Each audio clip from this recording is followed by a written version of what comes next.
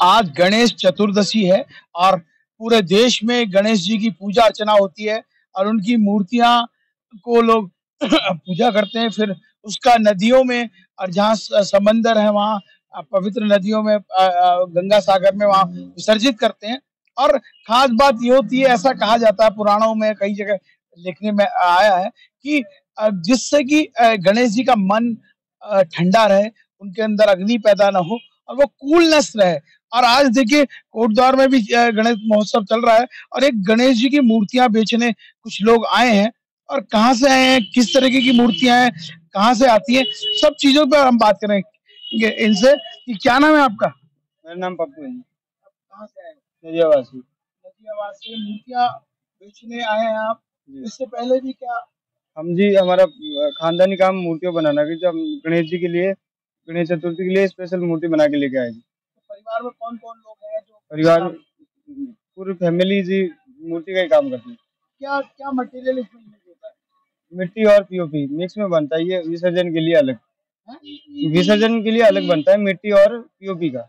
मतलब जिस तरीके से नदियों में पॉल्यूशन की बात करते हैं, अगर पॉल्यूशन बढ़ रहा है, पॉल्यूशन हो रहा है, तो इन मूर्तियों को विसर्जन से पॉल्यूशन नहीं होगा? नहीं, कोई ऐसा वर्ष नहीं, कोई ऐसा केमिकल नहीं, इस पे कच्चा फ्लोवरी सेंड कर रखा है ताकि ऑयल पेंट कोई किसी मूर्ति पे नहीं कर रखा हमने। आप जब ये देख लो जितनी पड़ी है, सादा सिंपल कलर है, कच्चा कलर जो घुलने वाला होता है। उसमें पानी दूषित तो नहीं होगा? नहीं, पानी कोई दूषित नहीं होगा। जैसे नहर में विसर्जन करने के लिए होती है, मिट्टी वाली घर पे करते हैं, वो अलग आती है। तो आप सिर्फ गणेश जी की मूर्तियां बनाते हैं कि और कौन कौन सी मूर्ति? किसी भी तरह की मूर्ति बना देते हैं हम, जैसे फोटो के आधार पे भी बना देंगे, शहीदों की वगैरह वगैरह, जैसे कोई भी होती, बाबा साहब भीमराव अम्बेडकर की। अच्छा, बहुत सारी मूर्तियां। तो परिवार नदियाबाद में रहता है आपका? तो कितने वर्षों से आप भी काम कर रहे हैं? 7-8 सालों से कर रहे हैं हम तो। कर रहे हैं जी जी, जब काम को पापा मम्मी सब यही काम करें। तो एक बार बताइए, देखिए मूर्तियां आप बना रहे हैं, तो क्या यहाँ रिस्पांस आ रहा है, बिक्रियां हो रही है, क्या रिस्पांस आ रहा है कि नहीं आ रहा है? यहाँ पे तो हम तो दिल्ली रहते थे एक्चुअली, तो हम नदियाबाद तो पहला साल है हमारा, तो हमने काफी सारी लेके आए थे यहाँ पे। कम से कम 60 मूर्ति, तो हमारी 40 मूर्ति अभी भी पड़ी है, 20 बिकी है और 4 दिन से बैठा हूँ। 4 दिन से हो गए और क्या बोलते हैं, तो 3,000 तो किराया बड़ा ही हो गया और 10-12 हजार की बिक्री की। तो क्या मार्जिन, कोई कमाई नहीं है जी। कोई कमाई नहीं हुई, गणेश जी ने कोई कृपा नहीं करी। कृपा देखिए, बात यह है कि देखिए हमारे देश में की बात करें तो हमारे यहाँ देश में कुम्हार लोग होते हैं जो घड़ा बनाते हैं, दिया बनाते हैं, सुराही बनाते हैं और बहुत सारे इस तरह से काम करते हैं। आप भी कुम्हारों की कुम्हार ही हैं। तो ये कुम्हार लोग क्या होते हैं कि इनके हाथों में जादू होता है, ये मूर्तियां बनाते हैं, दिए बनाते हैं, बहुत सारी ऐसी मिट्टी की चीजें बनाते हैं जो घर की खूबसूरती बढ़ा सकती है। ये एक छोटा युवा है, युवा भी कह सकते हैं इसको, भाई को। और जिस तरीके से इसमें जोश है, जिसके अंदर खरोच है, जिस तरह से उसकी कला है, उसको कला को सम्मान देना चाहिए। और आपको अगर गणेश की मूर्ति चाहिए हो तो मैं इस समय, अगर आज की बात करें, कल भी यहाँ पे रहेंगे, यहाँ कल शाम तक यहाँ पे रहेंगे, तो ये बद्रीनाथ मार्ग पर मालवीय उद्यान के पास, ये सड़क पर ही लगा रखा। अगर आपको गणेश की खूबसूरत मूर्ति चाहिए हो घर में रखने के लिए तो आप आ सकते हैं। अगर नजियाबाद आए तो क्या एड्रेस है, कहाँ पे आएंगे आप? टीवीएस एजेंसी के सामने खैरा पंजाबी ढाबा होटल है, उसके पास में, जस्ट वहीं बाजू में। क्या कोई मोबाइल नंबर? हाँ, मोबाइल नंबर 7340492384। क्या नाम भी बताइए। मेरा नाम पप्पू है जी, नजियाबाद प्रॉपर। नजियाबाद में रहते हैं ये। अगर आपको कभी भी किसी तरीके की मूर्ति बनवानी हो, अपने पुरखों की मूर्तियां बनानी हो, किसी महापुरुष की मूर्ति बनानी हो, चाहे महात्मा गांधी की बनानी हो, चाहे भगत सिंह की बनानी हो, चाहे चंद्रशेखर आजाद की बनानी हो, तो आप मूर्तियों को बनवा सकते हैं। ये पीओपी के मटेरियल से ही बनाते हैं, सीमेंट के मटेरियल से ही बनाते हैं, कई सारे मटेरियल यूज करते हैं। जिस तरीके से मूर्ति की ड्यूरेबिलिटी अगर चाहेंगे, कि अगर आप चाहेंगे कि स्थापित करनी है हमेशा के लिए, तो उसको अलग मटेरियल से बनाई जाती है, विसर्जित करने के लिए अलग मटेरियल से बनाई जाती है। देश के अंदर ऐसे बहुत सारे लोग हैं जो मूर्तियां बनाते हैं, घड़े बनाते हैं, दिए बनाते हैं, उनका उत्साह बढ़ाना चाहिए।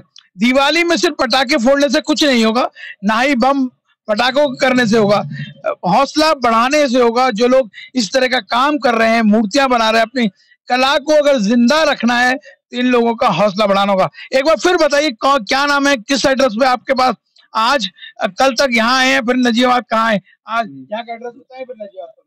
कल शाम तक यहाँ पे रुकेंगे जी, शाम को बाद ये मूर्तियाँ जो भी उठा के नजीबाबाद लेके जाएंगे। हाँ, हमारा मंडी से 500 मीटर थोड़ा आगे आओगे तब खैरा पंजाबी ढाबा है, उनके जस्ट बात नहीं बनाते, सीमेंट की बनाओ, पत्थर की बनाओ, किसी भी प्रकार की मूर्ति है, कोई भी हमसे संपर्क करो। पत्थरों की भी बनाते हैं, पत्थर की भी पर्सनल बनवा के लेके आते हैं हम, ऐसे गांव से। राजस्थान है हमारा प्रॉपर गांव, मतलब प्रॉपर आप राजस्थान के रहने वाले हो। प्रॉपर। देखिए बड़ी खूबसूरत बात बताइए, देखिए नजीबाबाद में ही रह रहे हैं, लेकिन ये जगह जगह घूमते हैं और मूर्ति बनाते हैं, ये पूरे देश में घूमते हैं। अब मुझे ऐसा लग रहा था स्थायी रूप से नजीबाबाद रहते हैं, लेकिन स्थायी रूप से नहीं रहते। ये लोग बेसिकली राजस्थान के कलाकार हैं, राजस्थान से ही आते हैं और पीओपी की जगह जगह देश में घूमकर मूर्तियां बनाते हैं और अपना रोजगार करते हैं। देखिए इनका जो जीवन है ये बंजारों की तरह है, ये अभी आज इस शहर में रहते हैं, कभी किसी शहर में रहते हैं, तो हमेशा एक शहर में मिलते हैं जगह जगह। कभी तो जैसे काम चलता है, कोटद्वार रोड पे काम अभी ठीक ठाक चल रहा है तो साल 2 साल 3 साल रुक जाते हैं, ऐसा होती है। फिर आगे जहाँ काम चलेगा वहां से। तो राजस्थान के किस गांव से आए आप? मैं पाली जिले से हूँ, वहाँ पे डेंडा गाँव है।